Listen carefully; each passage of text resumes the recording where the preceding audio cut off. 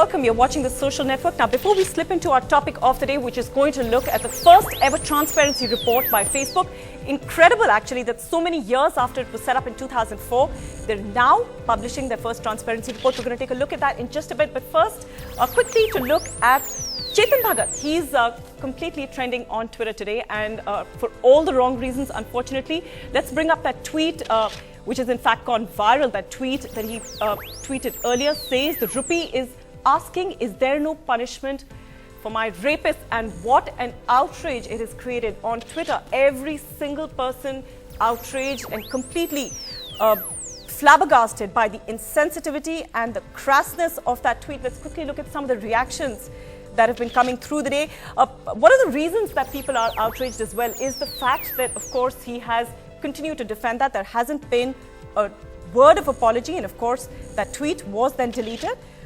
Naresh Fernandez has tweeted saying, voice of the common man wants tax cuts for the rich. And Prashanto has tweeted in saying, guys, there's some dude called Alexander Pope writing stuff on the rape of the lock.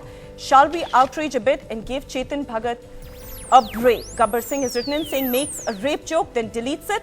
Best-selling author Shami Baweja has written in saying, oh, so you see the rupee as a woman, disgusting and politically incorrect. Akhilesh Mishra says, gang rape in Delhi. Outrage about Honey Singh's lyrics, gang rape in Mumbai. Outrage about Chetan Bhagat's tweets, job done, page 3 activists. And perhaps one of the tweets that really sums it up all is Jonathan Shannon's tweet. It says 5 mistakes, use vile rape analogy, delete the tweet, but it's a metaphor. That's step number 3. You're all haters. You haters ruined our economy. That's obviously a satirical take on the step-by-step explanation that Chetan Bhagat has been giving all day long. And Trivan, in fact, has sent us a video blog, perhaps a sense of what everybody is really outraged about. Let's listen in. Mr. Chetan Bhagat's tweet today was completely outrageous and bizarre. Well, humor is accepted, but certainly up to a certain limit. And as we say it, Mr. Chetan Bhagat has today crossed the Lakshman Rekha. He used the word rape as if it is a very casual and a trivial offense. All right, of course, that is really the sentiment on that. In fact, BJD leader Jay Panda had also tweeted something similar to that, but he did accept and acknowledge his mistake and apologized for that as well. But now, a big focus on today's show. Facebook released its first ever transparency report. Let's actually just bring up some of the figures so that you can actually take a look at them. And what does that report show? What does it mean? We're going to talk about all of that on the show today. Facebook, relationships with governments. You can tweet us at TSN on NDTV with your comments and questions for the panelists. But let's quickly take a look at some of the figures that are in that report. We'll have them up for you in a graphics. There you go.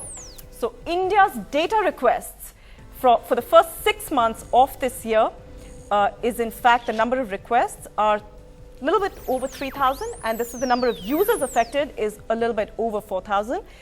This compared to Google Transparency Report, and this is available for last year, which says in all of 1 year there were about just under 5,000 requests, and the number of users affected just a little bit over 7,000.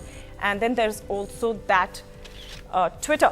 But perhaps some of the devil lies in the detail of that, because one of the things that Facebook has written in its online report, and it's available for public viewing.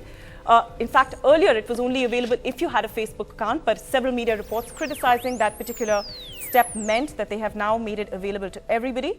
One of the devil in the detail really lies in the fact that the Facebook report says that a majority of government requests are on criminal cases, and we have a good faith belief that it is necessary to prevent illegal activity, and those are the kind of information that we would give out otherwise to the governments and companies, lawyers, and the courts. So now let's quickly introduce our panelists for the day today. In the studio, we've got with us Nikhil Pava. He's the founder of Medianama. Nikhil, thanks for coming in. And Anya, she's the founder of Internet Democracy Project. Will also hopefully be joined by Sunil Abraham of the Center for Internet Society in just a little bit. Anya, I want to start with you first. I mean, aside from the fact that it's actually pretty amazing that since 2004, Facebook, which has what, some crazy billions of people using it, has only now decided to come up with a transparency report. And that also 6 months, a report that you've seen, it's got a whole bunch of numbers, but it seems like it's like a hurried attempt to kind of try and allay some of the fears that have like risen up, especially in the wake of the whole NSA and PRISM controversy. And less about transparency in that sense. Well, it's interesting that the figures are very limited, as you point out. They haven't really qualified in any way why that data was either requested or handed over. I think the explanations are very, very thin.